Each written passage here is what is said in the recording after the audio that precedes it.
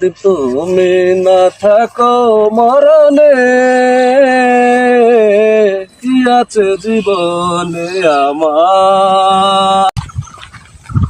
এই দাঁড়া, এই কি আছে বের কর, এই ব্যাগে কি আছে? এই ব্যাগ দে, এই ব্যাগ দে, চুপ দাঁড়া, চুপ। এই ব্যাগ দে।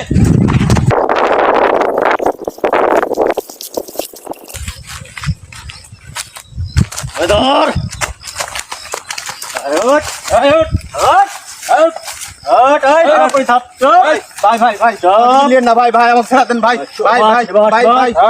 পরিবার না খেয়ে মরে যাবে ভাই, টাকাটা ছেড়ে দেন ভাই, ভাই ভাই ভাই ভাই আমাদের মায়ের পড়ি ভাই, ভাই ভাই দিন না ভাই।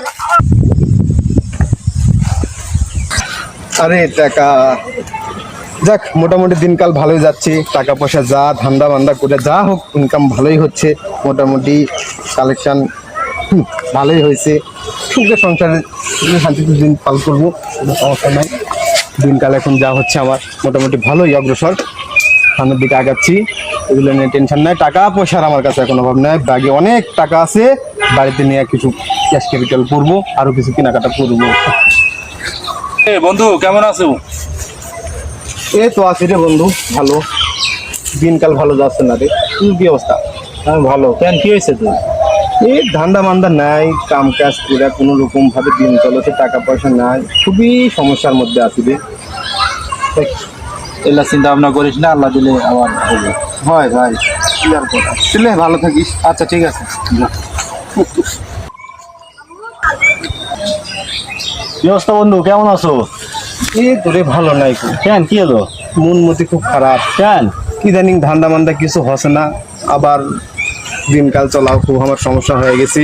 আচ্ছা, এই মোটামুটি এই সপ্তাহটা যা হয়েছিল ভালোই কালেকশন হয়েছিল, আসার সময় মোটামুটি $1.5 লাখ ক্যাশ হয়েছিল, আবার বাড়ির জন্য কিছু সোনা দানা টাকা পয়সা মেলা কিছুই ছিল, মেলা কেনাকাটাও করেছি। কিন্তু দুস্থ তুকার কি বলবো দুস্থ, আমার মনের কথা, এই গাড়ির থেকে নামিয়েছি, নামার পরে ওই যে ফাঁকা রাস্তা আছে না, ওখানে ধরে চিন্তাই করে আমাকে সব কাটে নিয়েছে, মেলা কিছু কিনেছিল বাড়িতে। এখন আমি কি লিয়া যাবো, একটা যে বাড়ির ফল কিনে লিয়া যাবো সে টাকাও আমার কাছে নাই, কি খুব খুব খারাপ মধ্যে আছে। চিন্তার তো কথা রে বন্ধু, এটা কি করা যায়? দেখ, চিন্তা করিস না, আমি তো আছি, আমি তোকে কিছু টাকা দিচ্ছি, তুই টাকাটা নিয়ে পরিবারের জন্য কিছু নিয়ে যাস। হ্যাঁ ঠিক আছে বন্ধু, তোর এই ঋণ আমি কোনোদিন শোধ করার পারবো না। আচ্ছা নে, তুই আমাকে সমস্যা খুব নেই, বাঁচালো বন্ধু। আচ্ছা ঠিক আছে, ভালো থাক, টেনশন করিস না, আচ্ছা। আল্লাহ দিবেন। আচ্ছা ঠিক আছে বন্ধু, ভালো থাক, ভালো থাক। বন্ধু। এখানেও ধান্দা, টাকা রে, টাকাই সব। যাই হোক, এই সপ্তাহে মোটামুটি ভালোই ধান্দা করেছি, $1.3 লাখ টাকা ব্যবসা হয়েছে। সুমনের কাছ থেকে আরো $5 লাখ টাকা পাবো, করিম ব্যাংকে $3 লাখ টাকা দিবে, মোটামুটি ক্যাশ টাকাও আমার $1.3 লাখ সাথে আছে, সোনা দানা যা যা লাগে পরিবারের জন্য সব কিছুই কিনছি। এই সপ্তাহটা আবার মোটামুটি ভালোই হলো। এই মালদার বাটি ঢুকে পড়েছে, তোমরা রেডি হও, আমি আসতেছি।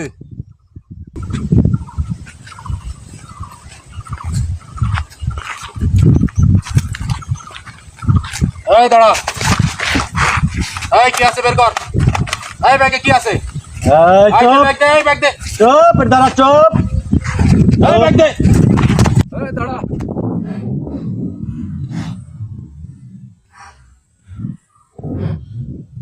এই দাঁড়া, নাহলে মারা তুমি বলি, এই দাঁড়া দাঁড়া।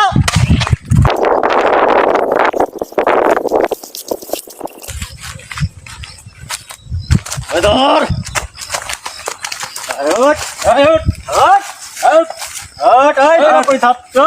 ভাই ভাই ভাই না ভাই, ভাই আমাকে ছেড়ে দেন ভাই, ভাই ভাই ভাই ভাই ভাই পরিবার না খেয়ে মরে যাবে ভাই, টাকাটা ছেড়ে দেন ভাই, ভাই ভাই ভাই ভাই আমাদের মায়ের পড়ি ভাই, ভাই ভাই দিন না ভাই।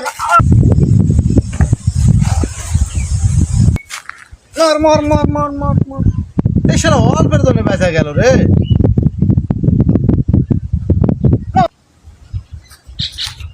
এই খন্দকার, এদিকে আয়, কি হয়েছে তোর? কি খবর বন্ধু, এত মন খারাপ কেন? হ্যাঁ এই কি হয়েছে তোর? সেই কথা বলিস না ভাই, আজকে আমার অনেক বড় একটা বিপদ হয়ে গেছে। তোদের সাথে যে আমি এতদিন প্রতারণা করছি তার ফল আজকে আমাকে আল্লাহ দিয়ে দিচ্ছে। এই যে গতদিন মিথ্যা ছিনতাইয়ের কথা বলে তোর কাছ থেকে টাকা নিলাম, তারপরে তার কিছুদিন আগে মিথ্যা কথা বলে ছিনতাইয়ের কথা বলে তোর কাছ থেকেও টাকা নিয়েছি। আজকে সেই ফল আমাকে দিয়ে দিচ্ছে। আজকে আসার সময় তখন গাড়ি থেকে নামছি, কিছু ছিনতাইকারী আমাকে ফলো করছে। তারপরে ফাঁকা রাস্তা পায়া আমাকে অনেক মারধর করছি। তারপরে আমার কাছে অনেকগুলো টাকা ছিল, প্রায় 3 লক্ষ টাকা ছিল আমার কাছে ক্যাশ। সেই টাকা নিচে বাড়ির জন্য কিছু সোনা দানা কিনছিলাম, সেগুলোও নিচে। আমার কাছে 2টা মোবাইল ছিল, যা ছিল সব কিছু নিয়ে নিছে, আমাকে একদম নিঃস্ব করে দিছে ভাই। উচিত শিক্ষা হয়েছে, উচিত শিক্ষা। তোমার মতো মানুষের এরকমই হওয়া দরকার। এই থাক, বুঝেছে?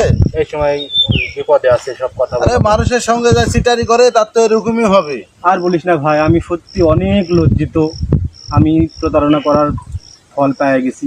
আমি জীবনে কোনো দিন আর মানুষের সাথে প্রতারণা করব না, কারো কাছে মিথ্যা কথা বলবো না, কোনো রকম চিন্তায় বা কোনো রকম অভিনয় করার চেষ্টা করব না। আসলে সবার কাছে উদ্দেশ্যে আমি একটা কথা বলি যে কেউ যেন এরকমভাবে কারোর সাথে প্রতারণা করবেন না, কাউকে ঠকানোর চেষ্টা করবেন না। একটা কথা মনে রাখবেন, যদি কেউ কাউকে ঠকায় পরবর্তীতে তাকেও কারো না কারো কাছে ঠকতে হবে, এটাই বাস্তব। যাক বন্ধু, তোর কথা শুনে খুশি হলাম। যাক, তোর ভুলটা তুই বুঝতে পারছিস, এইটাই আমরা খুশি নাকি রে? হ্যাঁ হ্যাঁ যাক, যা হওয়ার হয়েছে, আল্লাহ নিয়ে গেছে, আল্লাহ আবার দেবে।